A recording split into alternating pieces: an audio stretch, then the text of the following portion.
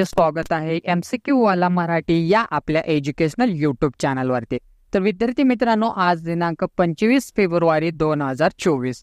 तर आजच्या दिवसाचे जेवढे काही इम्पॉर्टंट चालू घडामोडी आहेत आणि त्याचबरोबर त्याच्याच रिलेटेड जो काही जीएसचा पोर्शन आहे तर तो देखील आज आपण डिस्कस करणार आहोत। तर व्हिडिओ हा शेवटपर्यंत नक्की पहा।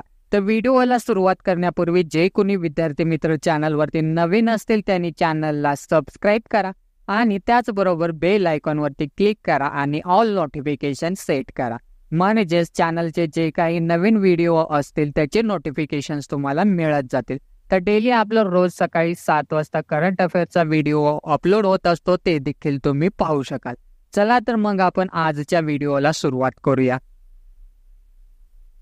आजच्या व्हिडिओमधला प्रश्न पहिला आहे की यंदाचा आंतरराष्ट्रीय एपिलेप्सी दिवस हा कधी साजरा करण्यात आलेला आहे। तर विद्यार्थी मित्रांनो, या प्रश्नाचं योग्य उत्तर आहे पर्याय क्रमांक ए 12 फेब्रुवारी। तर यंदाचा आंतरराष्ट्रीय एपिलेप्सी दिवस हा 12 फेब्रुवारी रोजी साजरा करण्यात आलेला आहे।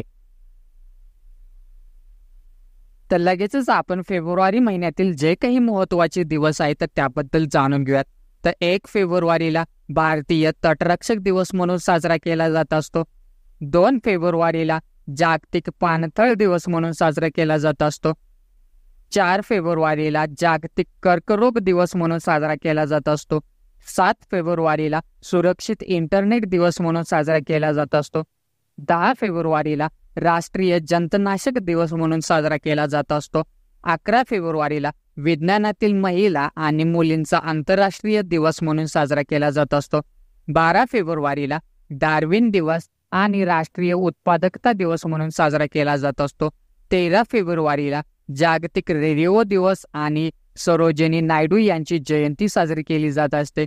19 फेब्रुवारीला छत्रपती शिवाजी महाराज यांची जयंती साजरी केली जात असते। 20 फेब्रुवारीला जागतिक सामाजिक न्याय दिवस म्हणून साजरा केला जात असतो। 21 फेब्रुवारीला आंतरराष्ट्रीय मातृभाषा दिवस म्हणून साजरा केला जात असतो। 24 फेब्रुवारीला केंद्रीय उत्पादक शुल्क दिवस म्हणून साजरा केला जात असतो। 27 फेब्रुवारीला मराठी भाषा दिवस आणि जागतिक NGO दिवस म्हणून साजरा केला जात असतो आणि 28 फेब्रुवारीला राष्ट्रीय विज्ञान दिवस आणि दुर्मिळ रोग दिवस म्हणून साजरा केला जात असतो।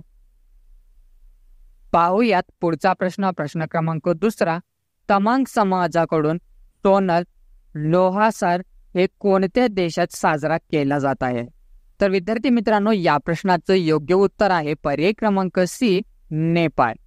तर तमांग समाजाकडून सोनम लोहासार हा नेपाळ या देशात साजरा केला जात आहे। पाहूयात पुढचा प्रश्न क्रमांक 3। कोणत्या राज्याने काजी नेमूला राज्यफळ म्हणून घोषित केलेला आहे। तर विद्यार्थी मित्रांनो, या प्रश्नाचं योग्य उत्तर आहे पर्याय क्रमांक सी आसाम। तर आसाम या राज्याने काजी नेमूला राज्यफळ म्हणून घोषित केलेलं आहे। पाहूयात पुढचा प्रश्न क्रमांक 4। मराठवाडा साहित्य परिषदेच्या जीवन गौरव पुरस्काराने कोणाला सन्मानित करण्यात आलेला आहे। तर विद्यार्थी मित्रांनो, या प्रश्नाचं योग्य उत्तर आहे पर्याय क्रमांक सी रावसाहेब रंगराव बोराडे। तर मराठवाडा साहित्य परिषदेच्या जीवन गौरव पुरस्काराने रावसाहेब रंगराव बोराडे यांना सन्मानित करण्यात आलेला आहे। पाहूयात पुढचा प्रश्न क्रमांक 5।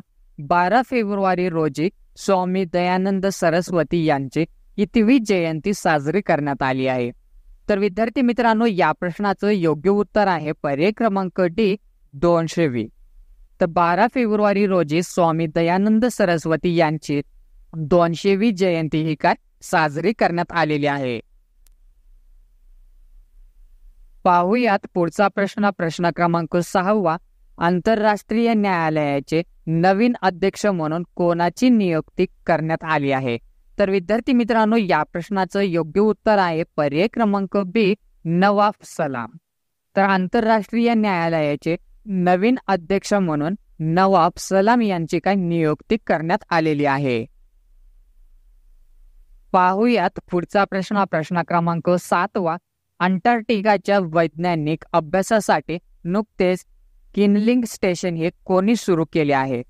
तर विद्यार्थी मित्रांनो, या प्रश्नाचं योग्य उत्तर आहे पर्याय क्रमांक ए, चीन. तर अंटार्क्टिकाच्या वैज्ञानिक अभ्यासासाठी चीन या देशाने किनलिंग स्टेशन हे काय सुरू केलेलं आहे. पाहुयात पुढचा प्रश्न क्रमांक 8वा. कोणत्या खेळाडूने Chennai open ATP challengers trophy काय जिंकलेली आहे? तर विद्यार्थी मित्रांनो, या प्रश्नाचं योग्य उत्तर आहे पर्याय क्रमांक सी, सुमित नागल. तर सुमित नागल या खेळाडूने Chennai open ATP challengers trophy काय जिंकलेली आहे. पाहुयात पुढचा प्रश्न क्रमांक 9वा.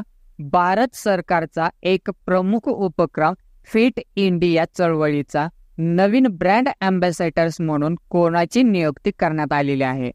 तर विद्यार्थी मित्रांनो, या प्रश्नाचं योग्य उत्तर आहे पर्याय क्रमांक सी, नरेंद्र कुमार यादव.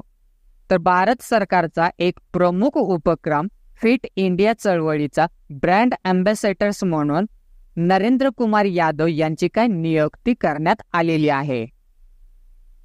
पाहुयात पुढचा प्रश्न क्रमांक 10वा आणि या व्हिडिओमधला शेवटचा प्रश्न.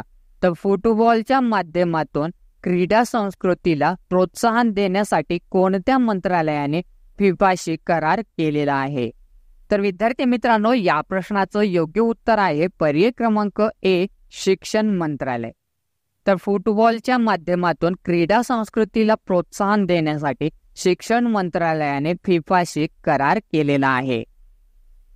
तर विद्यार्थी मित्रांनो, अशाच प्रकारे दररोजच्या चालू घडामोडी पाहण्यासाठी MCQ वाला मराठी या आपल्या एज्युकेशनल यूट्यूब चॅनलला सबस्क्राईब करा आणि त्याचबरोबर व्हिडिओ आवडला असेल तर व्हिडिओला एक लाईक करा आणि तुमचे जे काही मित्रमैत्रीण असतील त्यांना पण हा व्हिडिओ शेअर करा.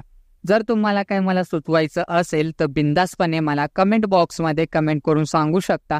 तर ठीक आहे, उद्या भेटू आपण सकाळी 7 वाजता. तोपर्यंत धन्यवाद. जय हिंद, जय महाराष्ट्र.